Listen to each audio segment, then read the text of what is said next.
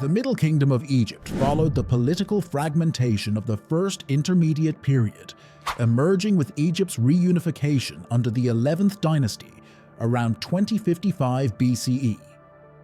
This era is known for its cultural and artistic achievements, producing some of Egypt's most celebrated art and literature.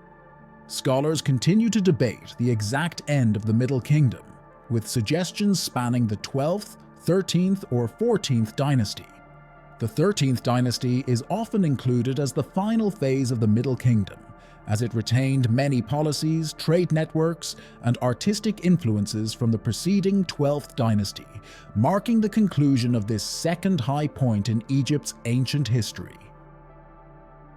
As the First Intermediate Period drew to a close, two rival factions from Egypt's northern and southern regions vied for control of the nation.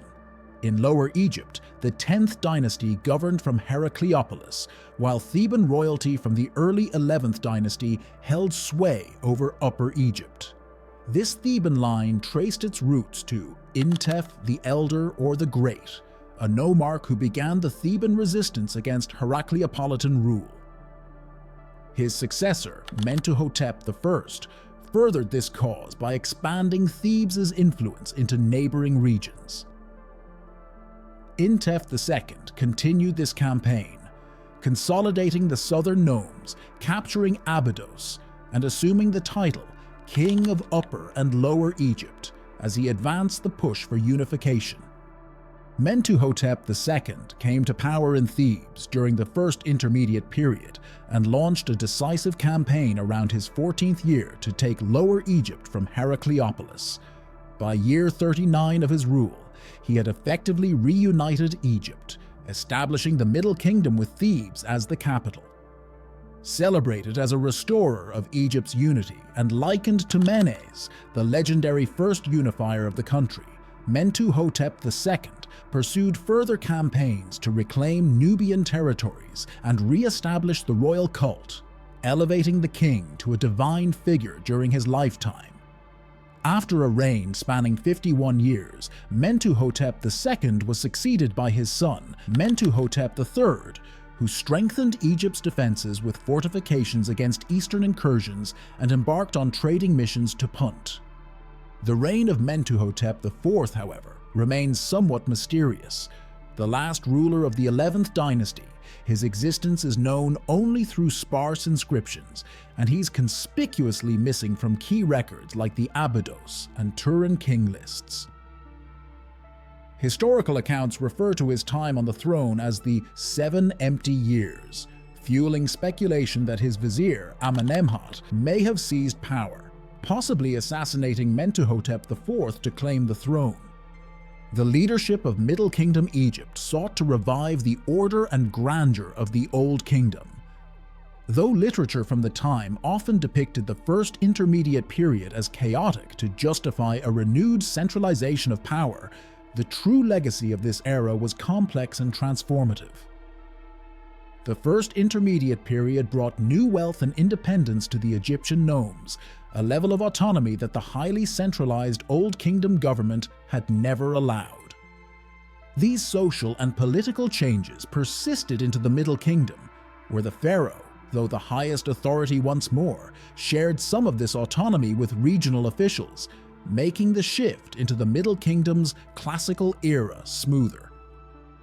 The most evident impact of this period is seen in the artistic and literary forms of the 12th dynasty. Architectural styles, literature, hieroglyphic inscriptions, paintings, and tomb designs from the latter 11th dynasty and throughout the 12th dynasty reveal a blend of influences from various regions. This period fostered a flourishing of regional artistic expression, a significant departure from the standardized forms commissioned by the Old Kingdom royal court. The Middle Kingdom's diversity of styles and forms speaks to the lasting influence of the First Intermediate Period, without which this rich variation could not have developed. The early 12th dynasty.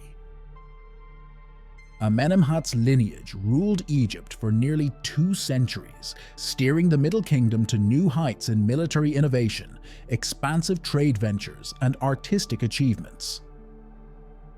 To solidify his reign, Amenemhat turned to propaganda, commissioning the Prophecy of Nefertiti, a 4th dynasty-inspired text that foretold his rise as a restorer of unity and peace in Egypt. He also relocated the capital to Ichitawi, meaning he who seizes the 2 lands. While its exact location remains uncertain, it's thought to have been near Memphis. Around the 20th year of his rule, Amenemhat named his son, Senusret I, as coregent, a strategic choice that was a hallmark of Middle Kingdom rulers to facilitate orderly succession. As pharaoh, Senusret weakened the priesthood's influence by establishing multiple cult centers across Egypt and launched campaigns into Nubia, annexing large areas for Egypt.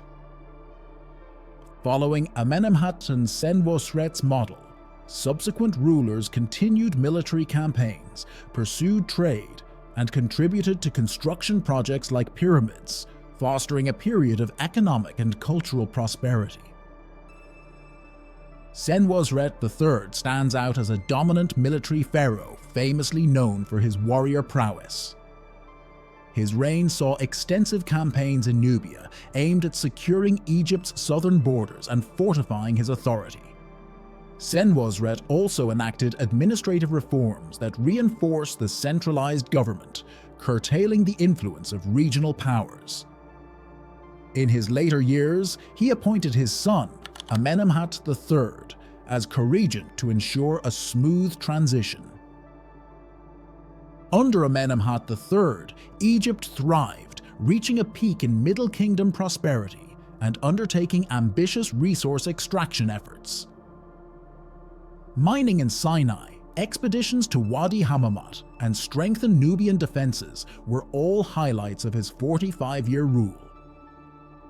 However, after Amenemhat III, the kingdom's stability started to wane. His successor, Amenemhat IV, ruled for only 9 years, leaving few records but showing signs of weakened royal authority, likely due to his predecessor's extended rule. Following Amenemhat IV, Sobekneferu took the throne, becoming Egypt's 2nd female ruler after Mernith. Although her reign was brief and ended without an heir, it marked the close of the 12th dynasty and brought an end to the golden age of the Middle Kingdom. 13th dynasty, a decline into the 2nd intermediate period. The 13th dynasty, which spanned approximately from 1803 to 1649 BC, saw around 50 kings rule within a century and a half. This period, however, marks a shift in succession practices. Unlike prior dynasties, the throne did not consistently pass from father to son or stay within a single family. Instead, kingship rotated among elite families, reflecting a departure from the strong lineage-based rulership seen in previous eras. Although traditionally considered less powerful than the 12th dynasty, the 13th dynasty rulers initially continued many established policies, maintaining Egypt's unity and overseeing the construction of mortuary complexes, temples, and stelae. Nevertheless, the driving force that had defined the Middle Kingdom's golden age had begun to wane, and none of these rulers matched the influence of their predecessors. Gradually, independent political centers emerged, particularly in Lower Egypt, where the Hyksos, a foreign group likely of Levantine origin, began to assert significant influence by 1720 BC. The central government lacked the strength to push back these emerging powers. Just as Egypt's transition from the Old Kingdom to the First Intermediate Period was once thought of as chaotic, the end of the Middle Kingdom was traditionally cast in a similar light. However, this period was less about chaos and more about weakened central authority, with other groups rising to fill the power vacuum. Despite their foreign origins, the Hyksos incorporated Egyptian cultural elements, including artistic styles and royal titulary, showing an adaptation to Egyptian customs even as they became prominent players during Egypt's Second Intermediate Period. Art and imagery in Middle Kingdom Egypt. Middle Kingdom Egypt captivates us largely because of the significant transformations in art that unfolded during its classical age, particularly under rulers such as Senusret II, Senusret III, and Amenemhat III. Archaeological finds reveal sweeping changes in areas like architecture, tomb styles, burial artifacts, decorative arts, literature, and royal sculpture, all of which indicate a shift in religious thought, the political and spiritual authority of the king, and the bond between the ruler and his subjects. For instance, while early Egyptian art depicted rulers as eternally youthful and vigorous, artists in the Middle Kingdom began to create more realistic portrayals, highlighting traits of aging. An example can be seen in sculptures of Senusret III, where he appears with wrinkles and sagging skin, reflecting an evolved view of kingship. During this time, royal cult complexes took on new forms, smaller and distinct from the monumental structures of the Old Kingdom, and the production of over-life-size statues emphasized royal power. Dynasty 13 continued this artistic movement, blending idealized and realistic elements in a unique style. Additionally, Middle Kingdom artisans excelled in creating finely detailed objects, including amulets, jewelry, and magic wands. Faience figurines depicting protective animals also became common, especially in royal and elite tombs.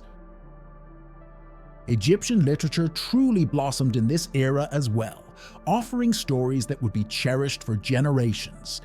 Popular works such as The Story of the Shipwrecked Sailor and The Story of Sinuhe were penned during this time and remained influential for centuries.